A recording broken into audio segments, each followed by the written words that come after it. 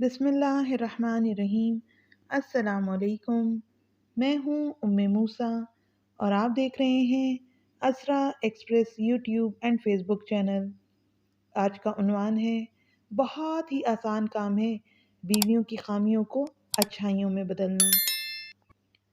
बहुत आसान है बीवी की खामियों को अच्छाइयों में बदलना।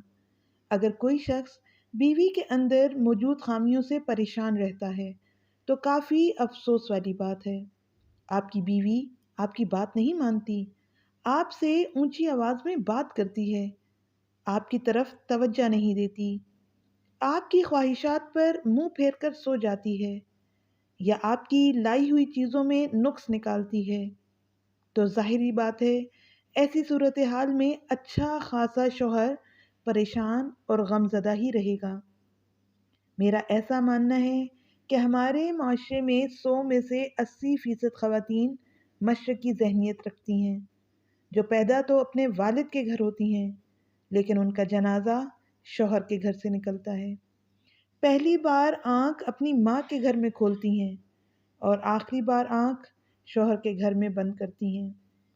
अव्वल तो ऐसी ख़वातीन में ज़्यादा खामियां नहीं होती, अगर होती भी हैं तो थोड़ी हिम्मत करके बीवी की तमाम खामियों को खूबियों में बआसानी तब्दील किया जा सकता है।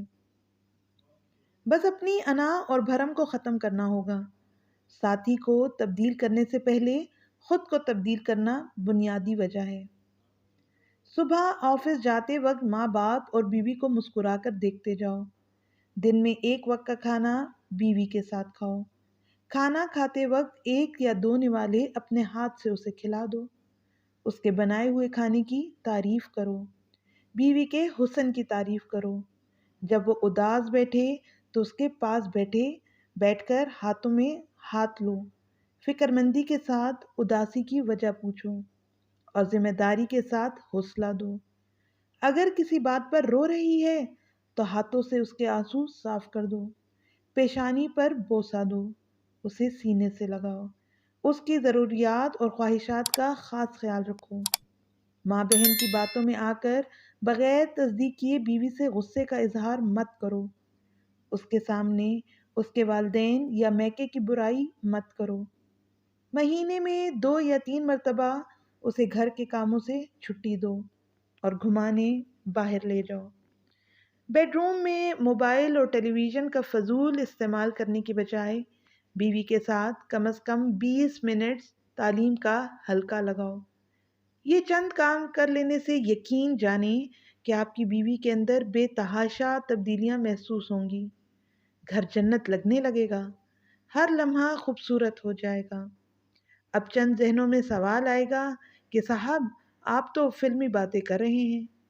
अरे जनाब, ये फिल्मी बातें नहीं हैं, आमाले रसूल सल्लल्लाहु अलैहि वसल्लम है, सुन्नत रसूल सल्लल्लाहु अलैहि वसल्लम है।